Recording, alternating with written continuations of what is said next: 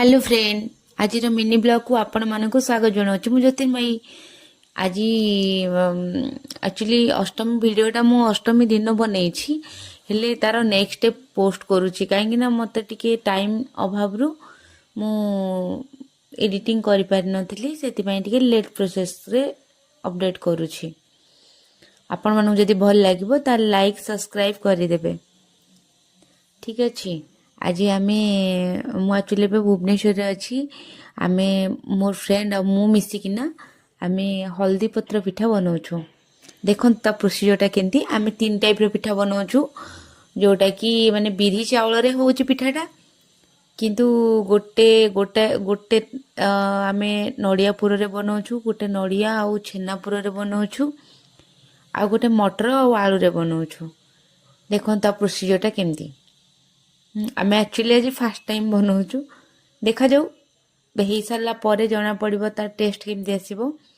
Test भी आपण मान सहित मुझे सेयार करदेवी ठीक अच्छे। तो एबे आम सब प्रोसेस चली तो आम दुई जन बहुत मस्ती करी बनाऊँ एक्चुअली फास्ट टाइम बनाऊँ मत प्रॉपर्ली जना ना मो सांग टिके जानी तो दुई जन जाक नॉलेज लगेकिना आम बनाऊँ तो यहाँ आम बिरी चावलटा पूर्वन बतुरे देलु तापर छेना पुरटा छेना नड़िया को आम ताकू चीनी देकी इलायची आ गोलकीर पाउडर देकी ताकू आम टिके फ्राए करुचु तो सेटा छेना नड़िया पुरटा सेमती हुए आ खाली प्लेन नड़ियाटा भी सेटा चाहिए माने चीनी नहले गुड़े भी सेटा बनै पारिबे ताकू टिके फ्राए करिकी ताको ठंडा हवा छाड़देवे ठीक अच्छे। आउ जो मटर आलूर जो पुरटा बना हुए सेटा जमती कि मसला बनाती आपण माने जीरा आउ से पियाज पकईकी तापर अदा रसुण पेस्ट देबे तापर सबू माने चिकेन मसला हल्दी गुंड जीरा गुंड धनिया गुंड ये सब देकी मसलाटा कषिबे तापर से आलू आउ मटर को रखी सिझेकी से फ्राए करेंगे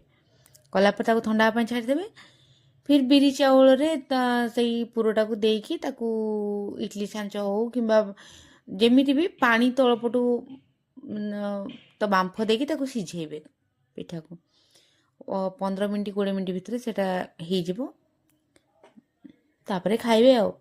तापर आम दुई जन जाक सेम टाइप रो ड्रेस माने ड्रेस पिंधिथिलु अष्टमी दिन तो देखंतु ड्रेस रो लुक्सटा भी आपन को दे देछि।